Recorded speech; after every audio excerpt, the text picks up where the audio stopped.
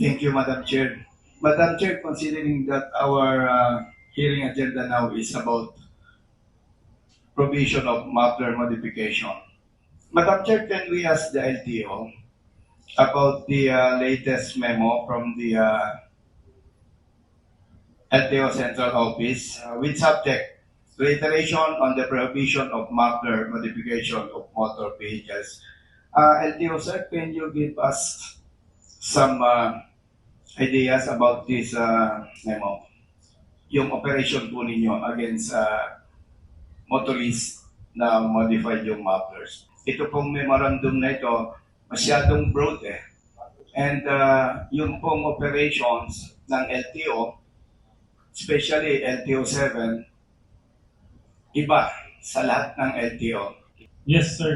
January 18 po yung memo na yan issued by our Assistant Secretary Lacanilaw. Reiteration of the Section 34 of the RA 4136. Specific naman, sir, yung RA 4136 as to the cut and disconnected muffler. Then, sa Department Order 2010-32, prohibits the modification of mufflers. Kung sa roadside inspection, sir, as we have also the authority, we will make sure, sir, na beyond or not within the standard manufacturer specifications. We will limit to that, sir. No? Pero pag, like as to the sound, kung pasok naman siya sa sound na 99 decibel meter, we will respect that. Subject also to the inspection like yung DMVIC na sinabi ko nga kanina. And kung obvious naman din, sir, na open pipe, alcal, cut, disconnected, no, or anything that compromises the pipe system itself is will be considered also as modification in a violation. So to make it clear to every rider, as long as na below 99 decibels, okay sa inyo. Following the existing guidelines, kasama po yung test ng sound meter. Yes. So kapag ang muffler is below 99 decibels, okay sa inyo yun. Yes, sir. Following the guidelines. Tama po. Klaro yun. Yes, sir. May memo naman kayo yan, sir. So ano po yung other than that provision na pwedeng mahuli ninyo yung motorcycle rider? Yung sa modification. Yes. Kasi, sir, no, existing, to be honest, walang define as to the bird modification. Yes. Diba? Tama, sir? Yes. So we will limit lang kung ano po yung obvious na modify. Meron po ba kayong clear guidelines about modified accessories, especially the muffler? Kasi ito po ang mainit na usapin eh.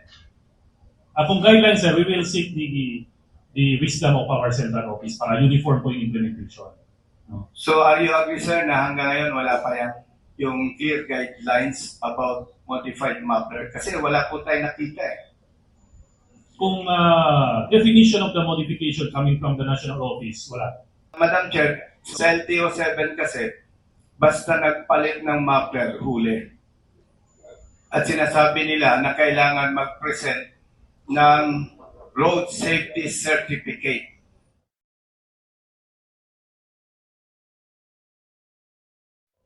Gusto namin malaman, ba't ganon? Iba sa LTO dito sa Davao, iba sa LTO 7. Gusto ko lang pong maklarify on behalf of the riding community. Basta below 99 decibels, pasado sa inyo. Following the guidelines, yes po. Basta pumasa po sa inspection ng PNVIC, pumasa rin sa ni inspector ng LTO na within the bounds of the specifications yung muffler, then why not? So if more than 99 decibels, ano po ang ginagawa ninyo? Disagreeable noise po yun. Kasama po sa 4136. So ano po ang gagawin ninyo? Kung hindi matanggal ng driver yung modified muffler on site during apprehension, dadali namin yung motor sa impounding area or the office for enforcement. Then from there, doon na lang po tatanggalin ni driver, no, para ma-replace na. Dadali niya dapat yung stock pipe niya para pag iuwi niya yung motor niya, hindi po cut muffler yung motor niya. Naka-replace na po yung modified to stock muffler before niya mauwi yung motor. Sir, are you saying na pag kayang tanggalin yung muffler, ipapatanggal po ninyo? Pinapatanggal na lang po namin para mauwi niya po yung motor. Ang alam ko po, once we talk about muffler, ang ayaw ng public, ayaw nating lahat, maingay ang muffler. Pagka po ba tinanggal yung muffler ng motorsiklo, mas tatahimik o mas iingay? Yun nga sir, before niya tanggalin yung muffler, we asked the driver na bumalik sa site. Kung sa site sir, we were talking about sa site, na bitbit niya yung stock muffler. Para before niya po mayuwi yung motor, bitbit niya na po yung stock pipe. Nakakabit na po yung stock pipe. So sir, halimbawa sabi ko, may stock muffler ako. Willing kayo mag-stay sa site? 1 hour, 2 hours? Or ipapatanggal ninyo yung muffler ko? I-confiscate po ninyo yung muffler? Well, pag kinonfiscate yung muffler tapos wala siyang replacement, idadalhin talaga namin yung motorcycle sa impounding area. Kasi magiging cut muffler na siya, sir, disconnected. So, klaruhin po natin.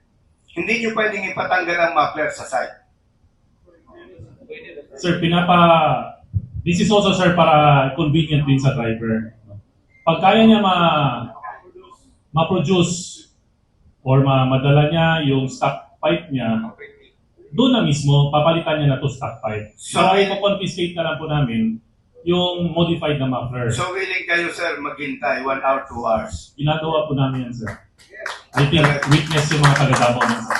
Ang galing nyo, sir, kung ginagawa nyo talaga yan. Thank you, sir. Thank you, sir. Thank you very much for this very productive public hearing this afternoon. Before we end, I would just like to reiterate that once again, this ordinance shows that the city government of Davao, through our mayor, listens to the people of Davao. And this ordinance, once it passes, will hopefully help not only the riders but also the public. Isa naman dyan atong tumong ani, dili saba, dili makaperwisyo, pero compliant tatanan. Okay ba? Okay. So to formalize this, I will need a vote. All those in favor of passing this item now to the second reading, please raise your hand. Wala appeal ang government agencies. Okay, I think we have a majority, so this item will now be passed to the City Council for second reading.